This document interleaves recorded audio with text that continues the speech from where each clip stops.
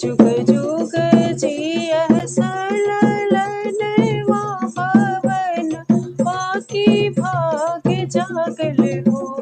ललना लाल बेले फुलवा के दीपक मनवा में आस जागल हो।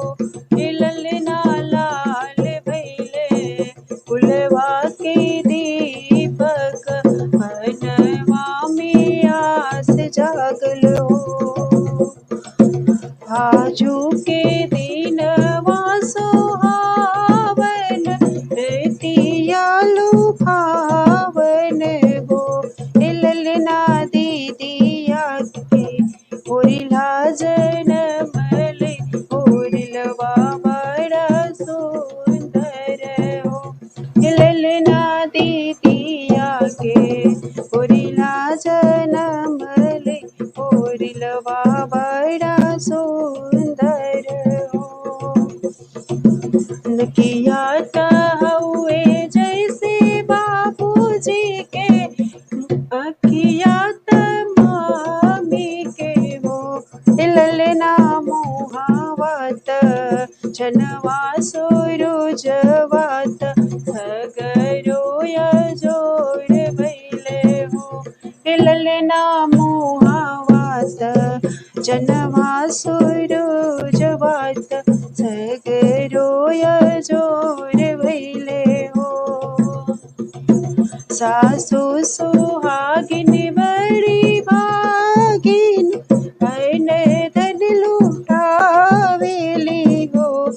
ललना दुआरा पे बजला बधाव अगनवा उठे सोहर हो। ललना दुआरा पे बजला बधाव अगनवा उठे सोहर हो।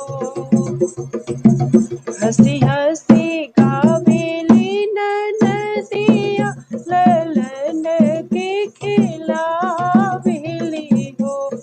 ललना हंसी हंसी पीहू की चलावेली रस बरसावेली हो। ललना हंसी हंसी पीहू की चलावेली रस बरसावेली हो। जुग जुग जिया सललनवा पवन बाकी भाग जागल हो।